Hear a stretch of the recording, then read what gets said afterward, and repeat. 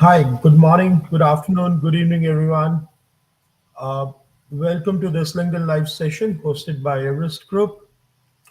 Though I'm equally excited about all of our LinkedIn Lives, this one is truly special. Uh, for those who know me, know that few years ago, in one of my previous roles within the firm, I was the lead locations analyst for Philippines and have some amazing memories both in the country and working with our clients as they think about Philippines strategy. The evolution, the growth, the acceleration of the market over the last 20 years has been phenomenal, and we are at a very pivotal moment where organizations globally are thinking about scaling their India Plus model. And as that happens, Philippines, both in terms of its position as one of the largest global services location, but also as the best alternative in the region, it has a big opportunity, and today we're going to talk about that from the GCC GIC perspective. I'm Rohit Ashu Agarwal, partner with Everest Group, lead our GCC GBS practice globally, based in London.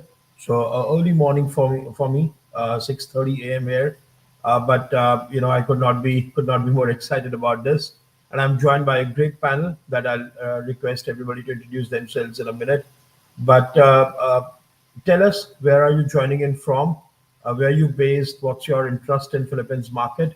So use the chat to share your details and ask your questions.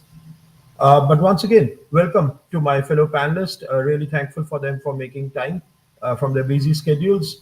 Let me go around the room in no particular order, but just the way I can see you on my screen, and will request a quick introductions before we dive into the discussion.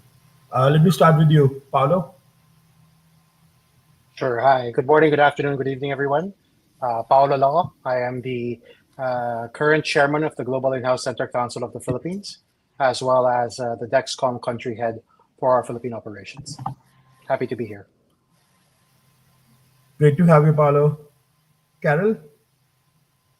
Sure. Good day, everyone. I am Caroline Claveria. I am the current head of Henkel GBS Plus Manila and also the country president for Henkel Philippines Incorporated. So I've been in the industry for about 20 years. I'm happy to be here. Thank you. Brilliant. Thanks, Carol. Nikki. That's right. Good day, everyone. Name's Nikki Agkawili, country head for Carolyn Global Solutions Philippines, based out of Manila. Like Paulo, I sit in the board of IBPAP and currently also sitting as vice chairperson. Thanks again for having us.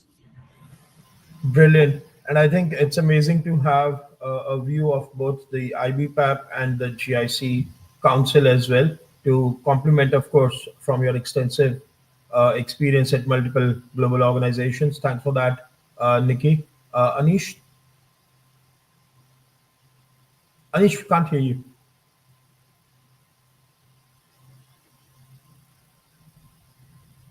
Is it better? Yes.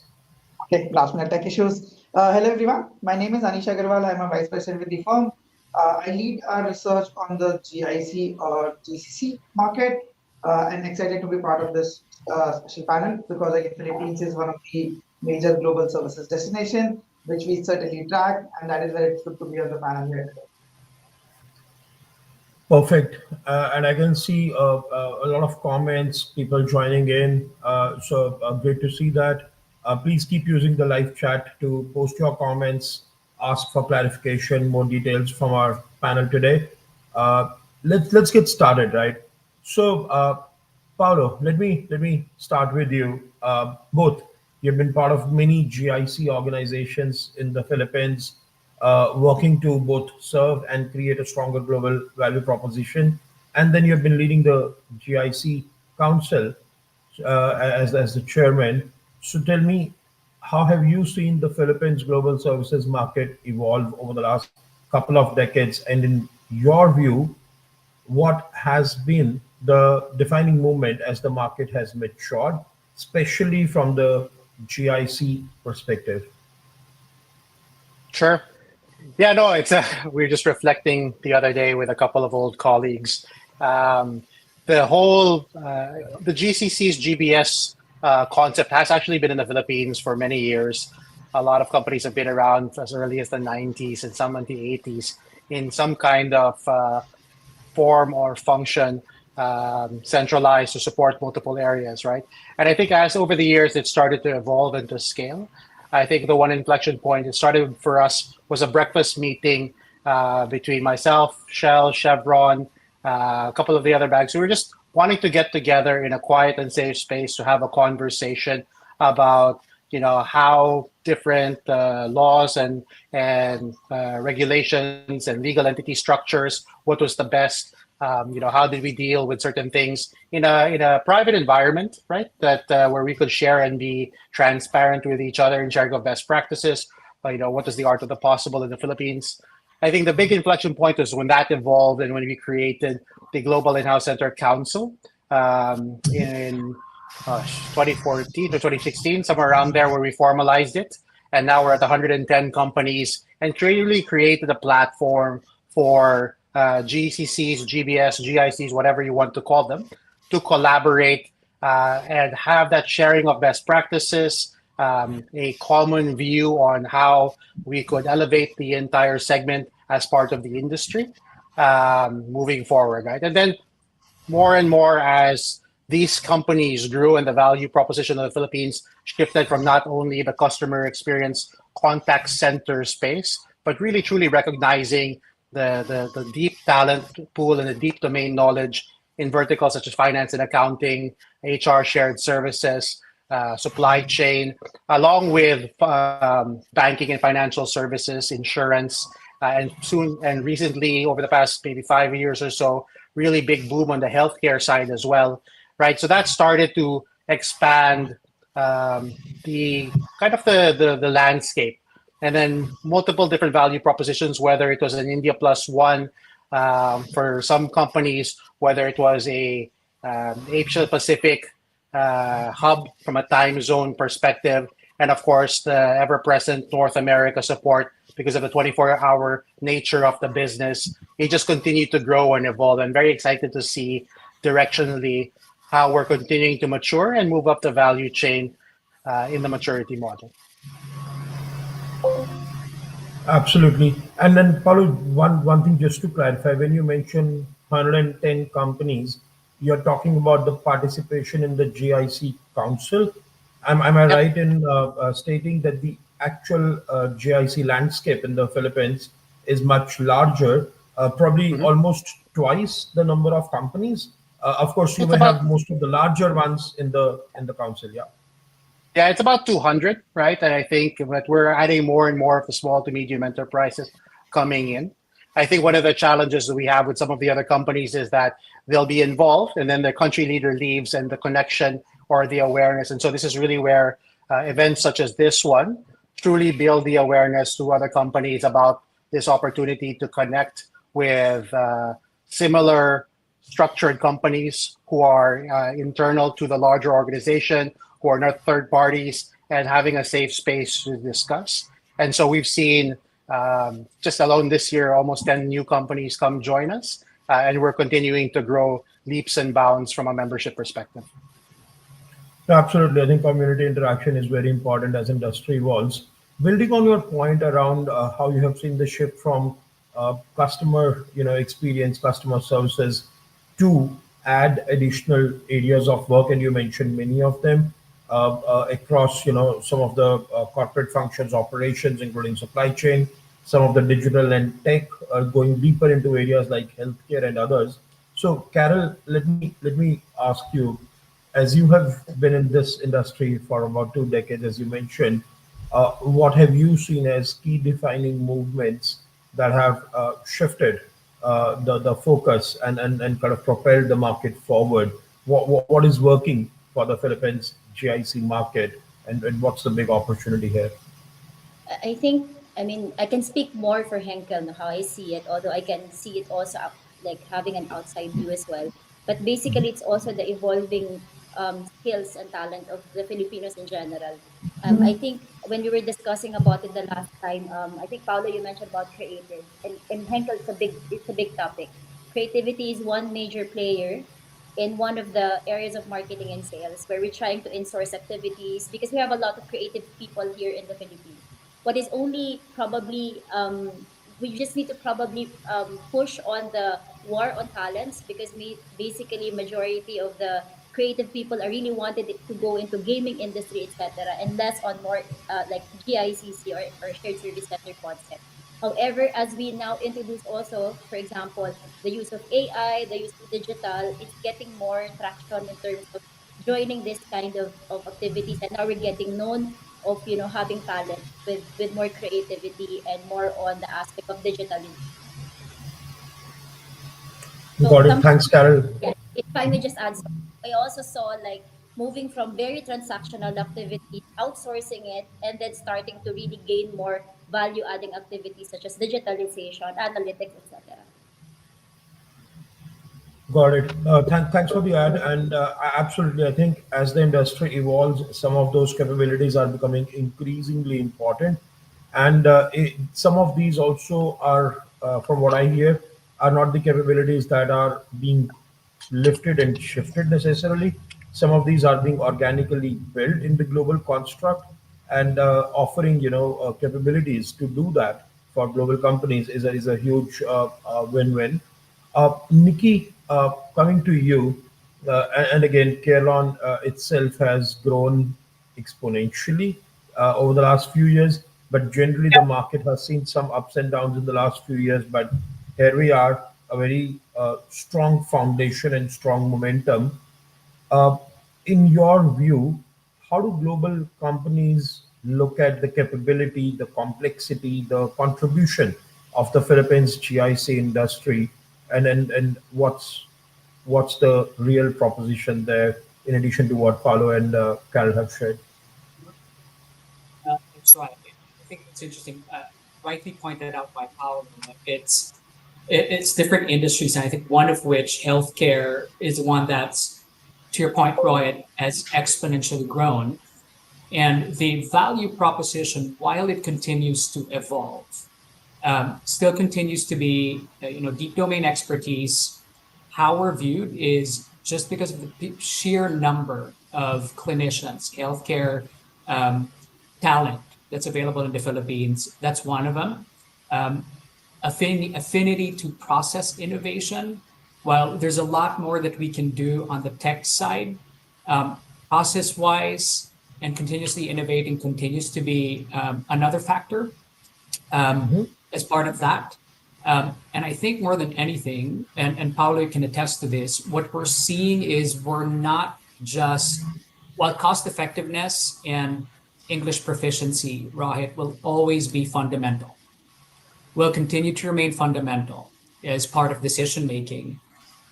More and more, what we're observing is the fact that we're now part or integral part of the strategy of parent companies or part of the strategy, the overall strategy. Couple of things impacting that, of course, talent. Ease and cost of doing business, of course, will always be second, if not top, of the decision-making process. But more than anything, Rohit, what we're seeing that's shifting, and part of the evolution is the fact that we're no longer just viewed as, we're already viewed as an extension. And it's no longer just about labor arbitrage. It's no longer just about English proficiencies, but it's part of the strategy, overall strategy of these companies. Got it. And Nikki, as you rightly said, it's no longer about cost and English language skills. Yeah. It is about all the other factors, and I want to come back and talk about those other factors in more detail. However, just spending a minute on the foundational aspects of cost arbitrage, English language, and ease of doing business. Between you and Paolo, representatives also of your organization, but also of IBPAP and GIC Council, could you add a little bit more about how you see cost still playing a key role, a foundational role, right? Because I think while other factors are becoming more and more important, Sure. everybody still wants to be cost competitive. So one, Absolutely. second, the ease of doing business. If you could just share a little bit more, because not everybody who's listening in today may already be in the Philippines, so they may not be aware about what that exactly means. And again, Sure. in all fairness, every country wants to claim that there is ease of doing business, but if you could just articulate it a bit more, It's how easy it is to do, to come build, operate, scale GICs in Philippines. So back to both of you, if you could just add a little bit more flavor to these points before we move on to those additional value levers. Sure. Paolo, do you want to take a stab at it? I can go ahead. Just from an IBPAP, an industry perspective, Roy, it continues to be a work in progress. There's been, sitting the board of the industry association. One thing's for sure, I think more and more, and there's a project that we're currently working with the government with as far as upskilling and reskilling. Setting up shop, if you compare it to 10, 15 years ago, a lot has changed. And the reason I say it's work in progress, due to technology shifts, a lot of the processing, for example, used to be very manual. While there was an attempt, or there was at least a one-stop shop approach. And you're right. Every country will claim ease and cost of doing business is one of the selling factors or one of the value propositions. It continues to evolve, at least from a Philippine standpoint, that it's not perfect. A lot of what needs to be done can be automated. As an example, we continue to work with local government units as an example, and continue to help influence on a policy shaping front. Because at the end of the day, to your point, cost effectiveness still remains to be fundamental. There will be companies that will pay for premium, but cost effectiveness, of course, will be at the top of the list, especially with the rise of technology. And setting up shop in the Philippines, due to industry associations like the GICCs and the IBPAPs of the world, is something that we are able to help expedite. But to be fair, it continues to be a work in progress. Maybe if I can jump on to that from what Tiki said, I think one of the key differentiators is IBPAP, right? And shout out Jack Madrid, who is the head of IBPAP, and Celeste Ilagan. The ability, or because they have access to the top layers of the government, our LegCom, as well as Celeste, who's our chief regulatory officer for IBPAP, has regular interactions with legislators, with policymakers, so that we are able to influence and shape, for example, the reason create more, the implementing rules and regulations. IBPAP was directly part of that to help the industry, to kind of clear some of those barriers to help the industry succeed. As Nikki mentioned, it's never going to be perfect, but I think having that proactive stance, that in years past we were more reactive, more like kind of thankful that we were part of the dance. But I think now with the IBPAP leadership, we're really being more proactive in how we can partner, how we can push the conversation with the cabinet level ministers that we deal with on a regular basis. And coming back to the cost arbitrage piece, I think more and more now you're seeing the Philippines compete from a talent perspective, right? I think that in my organization, the way I drive it is that, this level of resource is the same anywhere in the world, and they can be hired anywhere in the world. If the same person from the Philippines applied for a job in San Diego or London offices, they would be hired based on their capability. And the labor arbitrage, or the cost component, is just the additional bonus at the tail end. So it's focusing on the value creation and value addition of the organization. And the bonus is that, we're still pretty competitive globally across the board from a labor arbitrage perspective. Brilliant. I like the way you put it, and also how this kind of input reflects a comparison with Philippines 10 years ago, 20 years ago. So even though it's competing on the global stage, there is also a relentless focus on improving. Comparing it against your own baseline. I love that bit. Anish, before we move on, taking your inputs in, as you work with a lot of global companies and they're thinking about their global portfolios, sometimes adding Philippines, or sometimes thinking about Philippines as the primary location, what else, if anything, stands out in taking people to the Philippines or something they desire Philippines should have? So Rohit, when we do some of this location piece with our clients, right? One of the main things which come up with a lot of clients is one, certainly talent. It's a talent-driven market. I mean, there are very few locations which can provide talent at such a large scale, and Philippines is one of them. That certainly turns out to be an advantage. I mean, just to give some numbers from our research, and we work with IMRAP on the roadmap as well.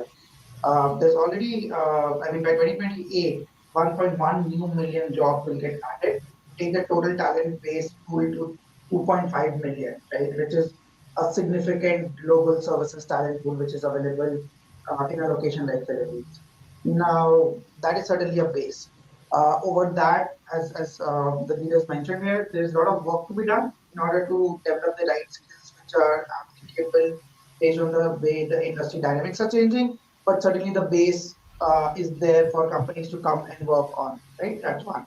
The second main advantage which I feel is the cultural integration, right? When we talk about, specifically when we talk about GICs, there has to be a integration with the enterprise, a close integration, a business mandate, a working relationship with your business leaders. And I believe Philippines already has an advantage in terms of the cultural integration which it has with some of the main source geographies like US and Europe as well. And that is where it's a natural choice, one of the natural choice at least, when it comes to location strategy for many enterprises. Got it. Thanks, Anish. Very helpful. And I can see questions coming in from our attendees. Thanks to Hazel, Prasanna, a few others for sharing their questions. We will loop them in into the conversation as we go along. So stay tuned. Coming to you, Carol. Throughout the last 15 minutes, some of the areas such as digital tech, supply chain, more judgment intensive work, some of these areas have been mentioned. But if I may ask you again, uh, what are the new talents capabilities that you see Philippines offering, and then companies already employing people in some of these areas, which are often less known or underappreciated, but they really, underscore what we have been talking about in terms of the expanding value proposition of the industry. So people know what are the traditional skills and capabilities they can tap into from a Philippines perspective. What are some of the new areas, again, both in Henkel context, but also more broadly in your observation in the industry? What do you see people not thinking about when they think of Philippines? But that's wrong, because those skills are available and already getting deployed in some companies. Okay. Actually, I'm about to comment on what Anish mentioned about a Mhm. wide cultural perspective. Although we have a good talent, etc., we have to really make sure that we sell them clearly. Speaking for Henkel, we are like European, German companies. We also have to adjust on the culture. Our service industry as a Filipino is very much of an advantage, but sometimes it works to our disadvantage also of trying to say yes to most of the things that our business partner wants us to do. But our business, particularly in Henkel, being a European company, tells us that okay, you can say no if you think it's off your scope. You can say no if you think if it's off your time. And it's an area of cultural adjustment and learning and upscaling that we're trying to work on in Henkel. And I think I speak with some of the GICC company also, and I think it's also the same challenge that they are experiencing. But more than that, I think what is underappreciated is the skills on market intelligence, data science that we have here in the Philippines. We just need to market them more to be able to ensure that, tell them that this is existing, and we can just, leverage there. But on the side of Henkel, we have, I think, few, like 5 people, I think that we're starting up with market intelligence. We're pretty much getting good feedback as to how they are working. So I think this is more of a, I would say, potential for further expansion further in the Philippines. Got And it. Rohit, maybe if I can jump on that as well, just because it's a wide variety of different pockets of talent that we're able to find, right? So technology, for example, is something that the challenge is the Philippines. There are preconceived notions of the Philippines, for better or for worse, on the customer experience side of it, and that because we are so strong in that customer experience contact center space, a lot of times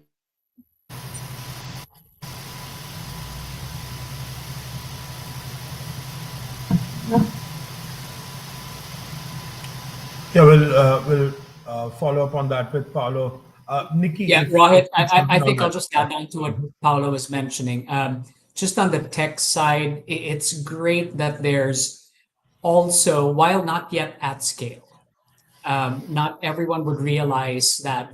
Now, Paula, I just took on your point on the tech side, which is great because Paula and I are pretty much connected. But on the tech side, not everyone's also familiar that we do have a healthy pool of software engineers that do revenue cycle management, as an example.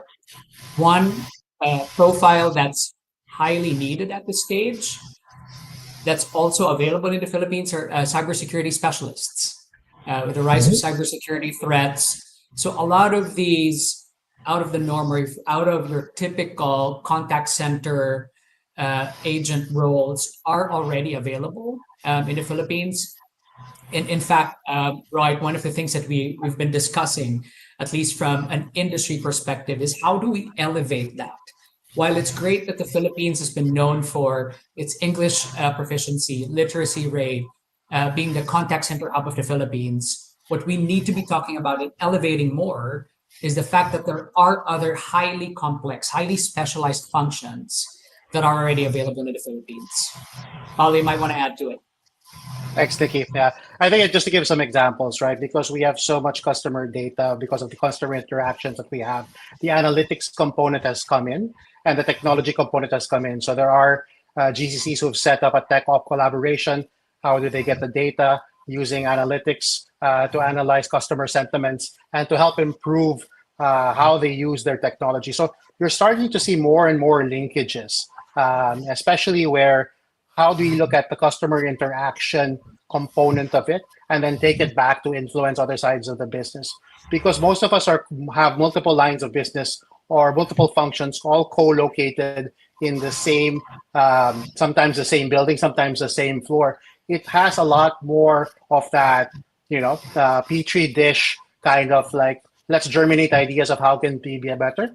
And as we build that stronger relationship with a larger enterprise, we're able to give more examples or more use cases where we can focus on larger scale. So those are just some of the natural progression that are happening that we're seeing. And as more and more companies expand, move away from just a verticalized finance and accounting model to adopt other pieces of the professional services component, which we have a significant talent pool in, you're starting to see exponential value creation from these types of activities to our larger organizations. Got it. No, that's really helpful. Thanks, Paulo. Thanks, Nikki. Paulo, let me ask you a follow up question on that. Uh, it is on everybody's mind, and we are seeing a lot of technology shifts. In fact, just yesterday we hosted a large number of our clients for a breakfast briefing on how AI is going to disrupt the global services industry. We're trying to unpack it from a 2030 perspective, though none of our crystal balls is very efficient. So we'll see how that goes. But the reality is that there is a lot of cynicism and nervousness around the impact of AI automation and digital operations.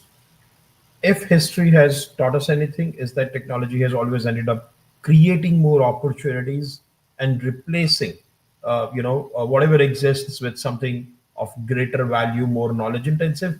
At the same time, the speed at which AI can now complement the knowledge capabilities, I think that is something which is different about the shift this time. So from a Philippines GIC market perspective, how do you see the impact of this, and how's the industry preparing for this, trying to use that as an opportunity rather than as a disruption that they're kind of in the way of? So how do you address some of those questions? And then a lot of people kind of ask those questions with regards to the future of offshoring in general. So this is not a Philippines specific Mhm. trend, but how do you look at it and the readiness of Philippines? So I think and I just was at the NASCOM GC conclave a couple of weeks back, and then listening to the conversations, are very similar conversations, especially with large enterprise. I mean, you're very familiar of why it's taking so long. I mean, we've talked about AI and machine learning and automation destroying this industry for the past 10 years. it will happen at some point where it will shift because of the technology, what it can and cannot do. When exactly that will happen, when we can get our data all aggregated into one, data architecture and a lot of different pieces, when the cost component comes down, when the regulatory component. But those things aside, I think what we have now is the eyes wide open approach, right? Is understanding what will this technology and how can it potentially impact us. And I think the fact that unlike some of our third party vendor industry friends where they're playing on margins, we're part of the company. And so, for example, for myself, I have a direct conversation with the CIO. And as we look at test cases and as we look at new technology, we kind of model out what are the different scenarios and how can that potentially have a people impact or an impact on the way we do business. And that way we are prepared to see who can we upskill, what can we do, how can this change, and allowing the technology to be a partner rather than a disruptor or an eliminator of jobs. There definitely will be that impact, right? But I don't think anybody can, there are multiple models that I've seen, but as the technology shifts and changes, those models change back and forth. But I think it's the readiness of the employee base, the co-intelligence, understanding, the training that they take on that allow them to be part of the conversation rather than having the change impact them is what I'm seeing the common conversation amongst most of our companies, if not all of our companies, as we look to the future. Got it. And Nikki, if I may ask you, and this relates to more than a couple of questions in the chat as well. By the way, loving that part. So I'll request our audience to keep tapping into that facility and keep raising questions while you have this great panel online. But Nikki, there are also questions with regards to, and I'm combining a couple of questions, but one, competition. So how do you really, everybody knows, and Anish mentioned the point around scale. I think that was very important. A lot of different locations, great locations, I have the fortune of traveling to a lot of these brilliant global services locations in my job, love that part. But there is a limitation of scale, which is a very real limitation because when companies are looking to create global hubs or large regional hubs, you have to go beyond a certain scale. We are not saying this is just a scale play anymore. There is a lot of optimization, efficiency, but still volumes matter. However, as you look at Philippines, what are the 2 or 3 points that are differentiating it to India? But also, as the sentiment around near-shoring is rising, and Americans are thinking more about Latin America, Europeans are thinking more about Eastern Europe, what I can confirm from our research and data is that we are not seeing any reverse movement, away from uh, traditionally offshore locations, though those terms don't do justice to the capability in these locations. But anyhow, though those are accepted terms till now. But Nikki, how do you see Philippines competing against a market like India, against nearshore markets, and what are the standout drivers that make Philippines the location of choice? And I saw Paolo smiling because definitely, I think a lot of um, what works to our advantage, Rohit, to date is while, of course, competing at scale, always if you compare it to competition, it's not something that we can do overnight. But what we're seeing and personally experience is the fact that the affinity to the Western culture, a lot of, especially with the customers that we serve, whether we admit it or not, is working to the advantage of the Philippines. Just building relationships, to your point, because it's not just always delivering to your service level agreements. Building relationships and a customer centric approach always works to our advantage, and we've seen it. Key customers are willing even to pay a premium just to be able to do work out of the Philippines. The fact that we're able to work US hours, that flexibility is another factor. And I've seen it in whether there's competition from Eastern Europe or India alone. The fact that majority of the agents or the people, the resources that support this industry are willing to work US hours. That's a huge, of course, factor for them to really move or shift the work to the Philippines. The other part that we're seeing, on top of cultural affinity, that flexibility, more and more as we get into these high touch services. You don't see it just not just in banking and finance, but especially in healthcare, where while there's the impact of technology, Rohit, is it will require still certain level of specialization that's available in the Philippines. Specific one example would be, of course, healthcare. Those three things, I believe, is working to our advantage, and that's how we can continue to compete with Eastern Europe and India. Right? Yeah. No, all And maybe brilliant points. Yeah, Anish, just one small point, and then I come to you. So, Nikki, all brilliant points from my direct experience. Being in the Philippines, helping so many global companies go there. Uh, the two additional context I'll add is it is not just about the US working hours, but how you are able to get senior talent, how you are able to get niche talent, Absolutely. highly skilled talent to do that because proximity, time overlap matters. And second, what you said about all the new capabilities that are being built, I think there is also a lot of intentionality in the academia and industry Absolutely. partnerships, training directly on campus and hiring directly from campus. So those areas have been, particularly powerful in enabling some of the capabilities that we have seen. Anish, apologies to interrupt, but please go on. So the last 10 minutes, what I heard from Paolo, Nikki, and Carlene, right, I just wanted to reflect that. See, if we see workways of the future, one thing which is a big implication for any GIC or GCC globally is how the work packages are changing, right? If your enterprise is thinking differently, if they are thinking about customer centricity, if they are trying to bring certain technology changes, how can GIC play a role in that mandate is what is the major implication. Now, what does that mean? That means that the landscape will continuously keep on changing. I mean, earlier it was mainframes, then it was intellect-led world, then cloud computing, platform economy, and now Gen A, right? I mean, the world keeps shifting, disruptions will keep on coming.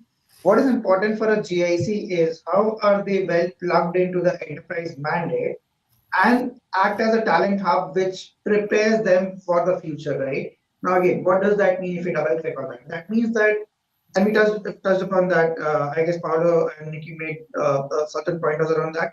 How do we prepare our talent for these changes is important. Now, again, that can mean in terms of soft skills, that can mean in terms of digital skills, that can, and a layer of domain comes into picture, right? So the right balance between all of these three is particularly important. Again, some of the role changes which are happening right now, a coder is not just a software developer, they can be AI assisted coders, right? A customer support now can turn into a AI augmented experience agents.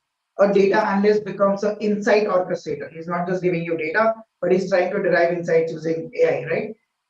So some of these content creators are becoming human AI content creators now, right? So there's an element of AI, and then the element of customer centricity still remains, where Philippines certainly has an edge over other geographies, right? Some of these changes are needed to be kept in mind by the GIC leaders in any geography, and accordingly they need to prepare their GIC and talent for the future. So I just wanted to make that point, connect the question which you had on workplace of the future and what does that imply for GICs globally. and maybe if I can respond and add to that.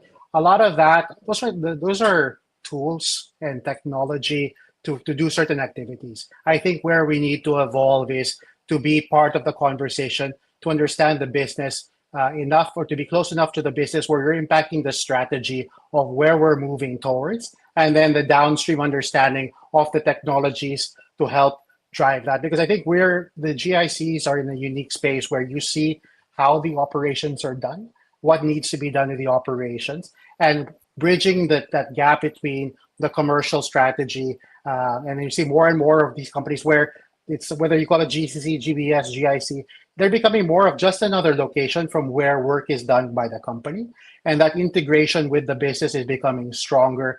And by being able to impact the strategy, I think that is much more of a multiplier effect that complements the technologies being deployed at the operational level. Sorry, if I may just add quite a bit on that, because I think it's very important, the business acumen part of it. Because if we're trying to involve the people into the solution rather than just being implementing the solution, they would be able to add more value to it. And I think bridging it also to what you asked a while ago, Rohit, it's also about the resilience of the Filipino that we're able to make the Philippines like a location of choice for most of our business partners, and being able to really be part and upskill themselves to be part of the solution overall.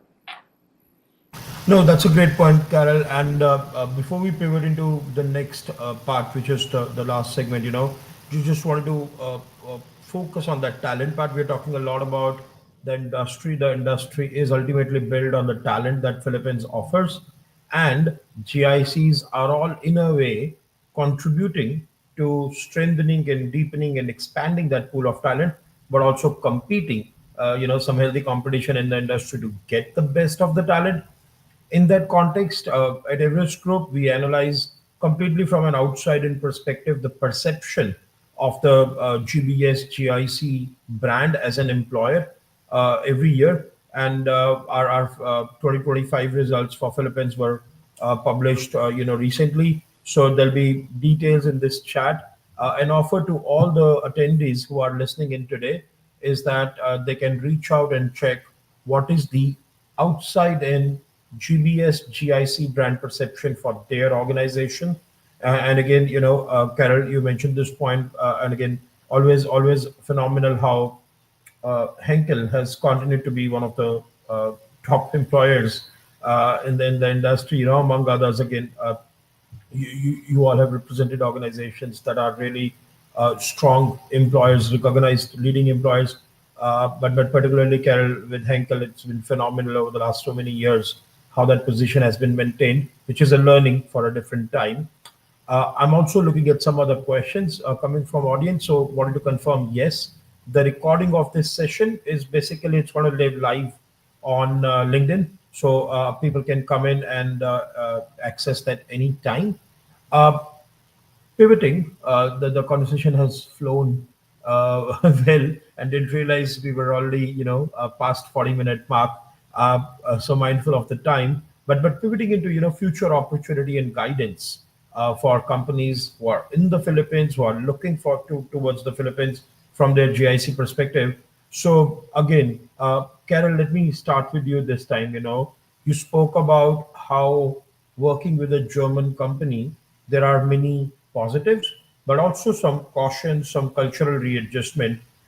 If I were to build on that point, but look at it more broadly, if any company, particularly maybe European company, is looking to set up or consider Philippines today, what are the two or three, enablers or most critical success factors that they need to win?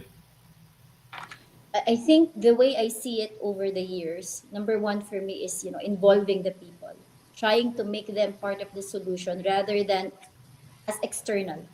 Because what I've seen in the past, like probably 10 years ago, is that even if it's a shared service center, they're treated like just like a different company.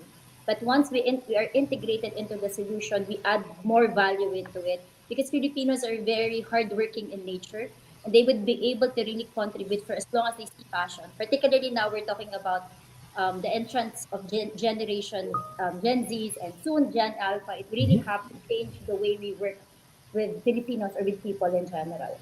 Second is about continuous investing into upskilling in terms of making sure that we transform people. So we started usually lift and shift of jobs or transactions, but once we give them the opportunity to really say something about okay, this can be automated, okay, this can be part of this can be integrated into this kind of tool, hear them out. It's really crucial that we involve the operations into building into the having a successful relationship.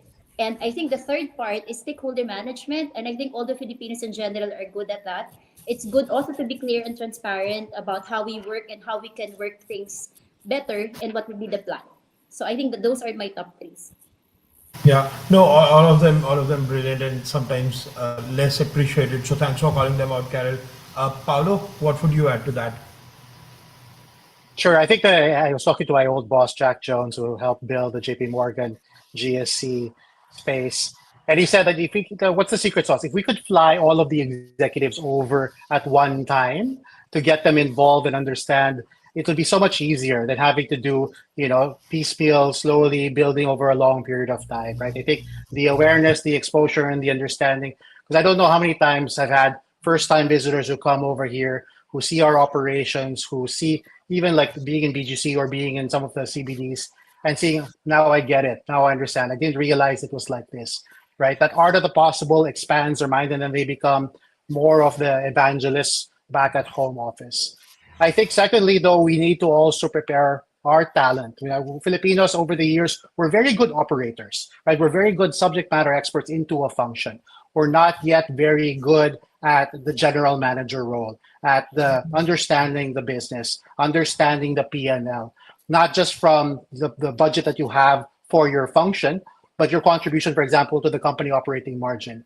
I think there needs to be an opportunity, and companies need to have the ability to hire local leaders to start new organizations. So if a company is coming in here, my first piece of advice is, even though you have the culture carriers that come in, you need to have a senior leader from the very beginning who understands the local landscape, the local market, and can make the right decisions right away. I don't know how many companies with all good intent have come in and set up shop and only see a piece of the picture and not the whole picture. And once they are able to interact or bring in a senior leader who is understanding the local market and what is possible, not just in the IT BPM industry, but for example, the whole Philippine economy and the talent that's available there for conglomerates that support Philippine business, there's a huge opportunity to revamp how these centers are structured. And the companies that have the benefit of coming in late and seeing the best practices are the ones that I see in the GCC space, kind of jumping ahead and really getting into the innovation, getting into horizontal structures, into global operating models much quicker. And I think that's really where, as new companies come in, that would be kind of the guidance I would suggest. I absolutely agree. Even my first trip after working a few years with clients on the market, it's a completely different experience. And we have seen this not just about Philippines, but about many of these locations where clients may not have directly worked with or been to, visiting, seeing it for themselves, the proof of the pudding, and that has worked brilliantly. I also agree is that they not just need to see but see the whole picture. So thanks for that, Paulo. Nikki, let me come to you next, but also add another element to it. Uh, what does it take to succeed in the Philippines? But also, as companies think about future capabilities, we have spoken about data science. We have spoken about deeper industry-specific expertise like in healthcare. We have got spoken about moving up the value chain, more complex, more problem solving roles. But to kind of consolidate that point of view, one, what does it take to succeed in Philippines? How can companies do that better? And second, what should they be thinking about when they think about the roles, the functions, the operating model, the next wave of opportunity? So what's your view on that? Sure. Yeah, thanks, Ryan. Excellent question. I think I'll wear my IBTAP hat and connect that to the story of Carolyn Global Solutions. We're a 6-year entity in the Philippines, and we grew from 500 to 10,000. So I think that's enough proof there that Phenomenal. one, it can be done. But what are those enablers? When we thought of setting up shop in the Philippines, it was all about, and if you look at, and I encourage everyone to look at the 2028 roadmap, it's available in the IBPAP website. There are 3 key areas there: talent, infrastructure, regulatory alignment. And the reason I mentioned that, and I'll tie it up with, there's complex functions that we need to be prepared for. So talent, why is it critical? Caroline was very intentional about investing in very specialized training for not just for the basic contact center work, but for more importantly for the emerging roles. And I say regulatory alignment because it took a lot of partnership, not just with local government units in cities and in provincial sites that we wanted to set up shop at. So emerging roles, very early stages then, there was AI, digital operations. We wanted to get into that. And we knew that the set of leaders that we needed to onboard not only had that skill, but were open to learning more. Regulatory alignment, of course, very, very critical as you grow, whether in Metro Manila or provincial sites. Key there would be navigating local policies as well, just ensuring compliance, operational efficiency. Very important. So we have 4 sites in the Philippines, 2 in Manila, 2 in Iloilo, and we've been very successful in those areas.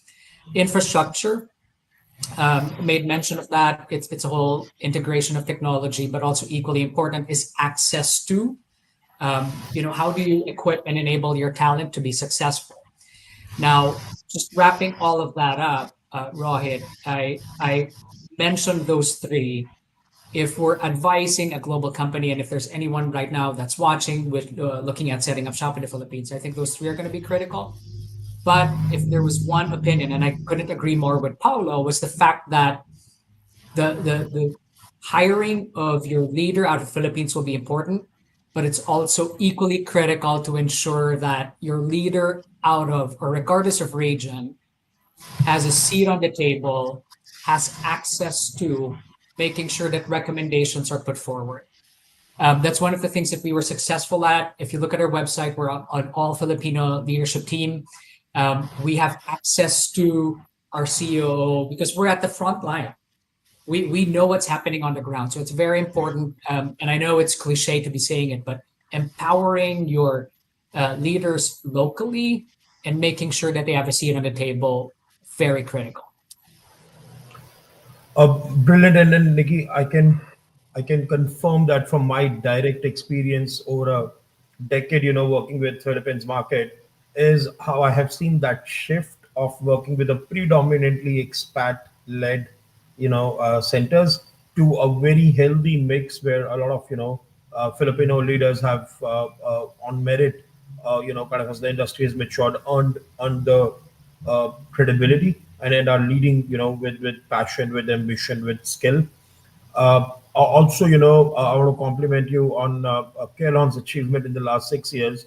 My boss, our CEO, Jimmy Arora, coined the term kind of, or uses the term perma crisis, often. And he says the world is in a state of permanent crisis. And last 6 years, every year, every 18 months, there has been a major event which the world would be busy with if it happened over a decade or 2 decades.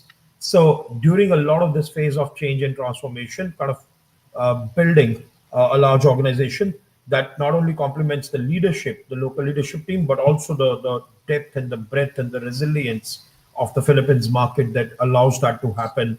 So that's been absolutely brilliant.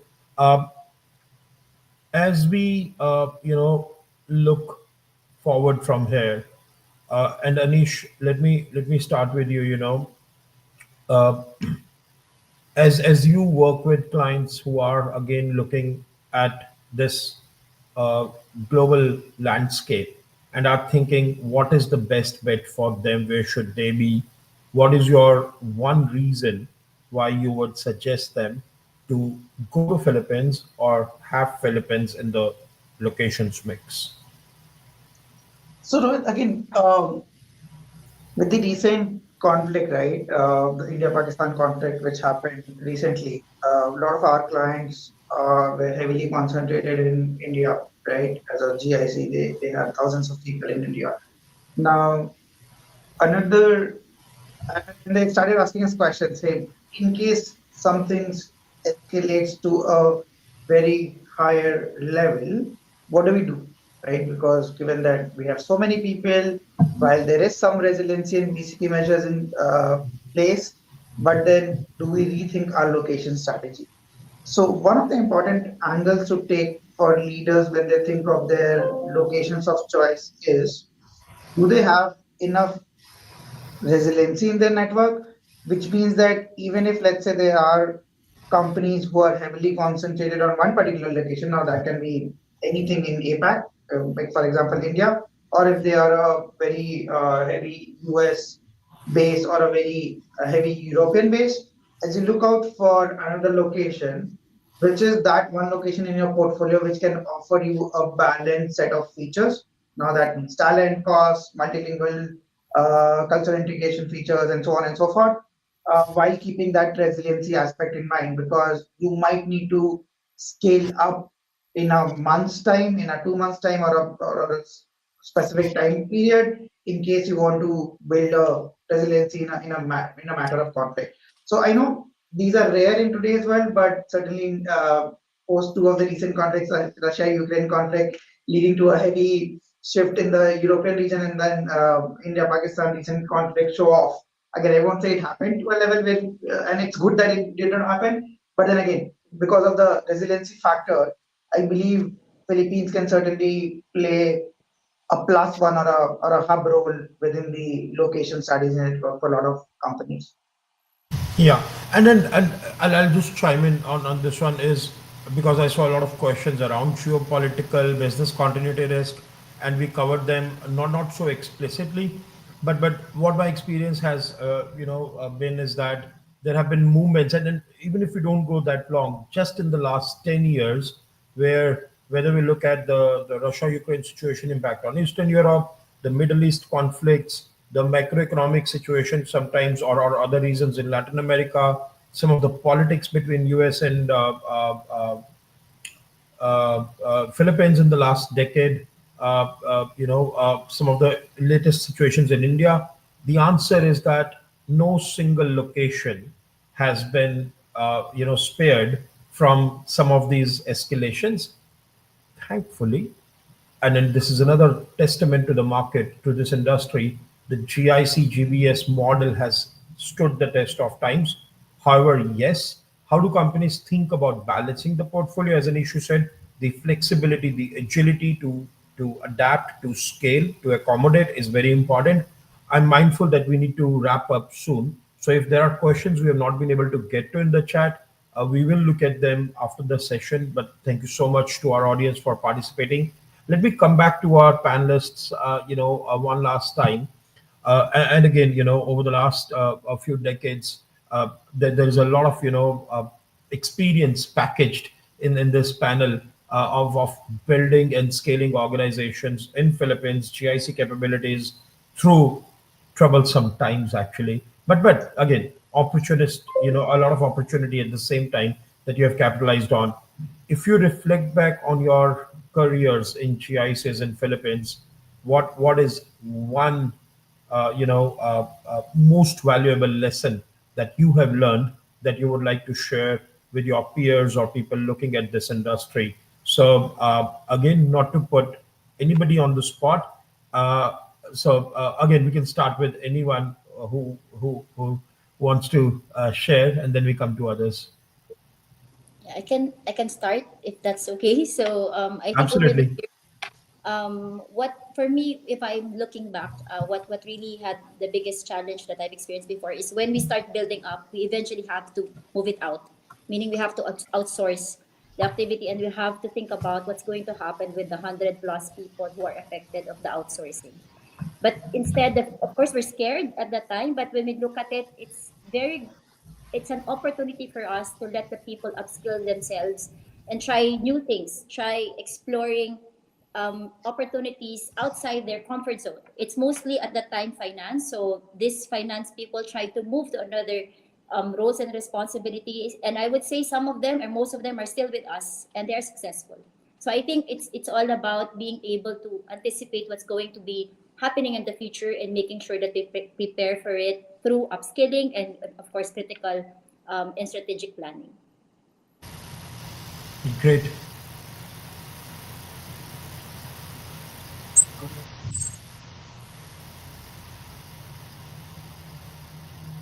Paulo, Nikki? I think no. Okay, Paolo, do you want to? Okay, I'll go next, Rohit. No, and that really made me reflect. I think if there's, and I'll start with a comment that about the Philippines that I've heard multiple times, and I know Carol and Paolo can relate to it. That while we're great at customer service, we are perceived as border takers, and that irks. That it truly does. That we're mere order takers, that we need to be coming to the table more for with recommendations. And if there's one thing I've learned just the past 10 years is creating an environment where ideas can thrive. Because if I look at Carolyn, for example, we have 10,000 people who are at the front lines who interact with members, providers on a daily basis.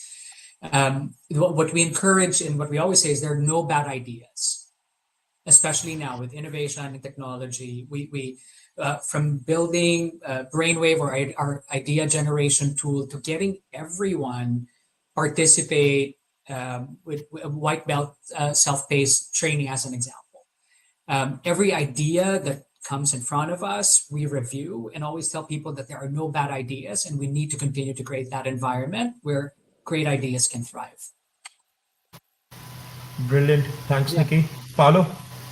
Yeah, and maybe that just to ride along with what Nikki said, I think it's the mindset shift, right? And I think that as we've grown, as we've developed, because of a large portion of our base has been a third party provider type organization where we were, dealing with the clients and making sure the clients are happy. I think that mindset shift, especially in the GCCs, where you're just as much an employee as the CEO of your organization, right? And so you should, I think, encouraging the thought of you are just as good as anybody else on the table, but it's up to you to show your capability, right? And should people doubt it or should people not understand your full, the full spectrum of what you can do, it's up to you to stand up and show, right? And I think that's something that it's a passion of mine. That the more we are able to do that, the more we're able to make that mindset shift. And I see it a lot of people who have been working with in a while who don't take that passive, yes, you're okay, and smile nature that makes us great Filipinos from a tourism perspective.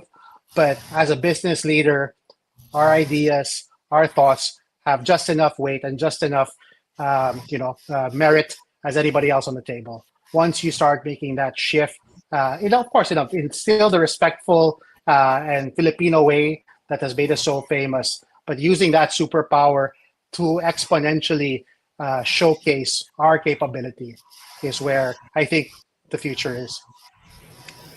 Brilliant.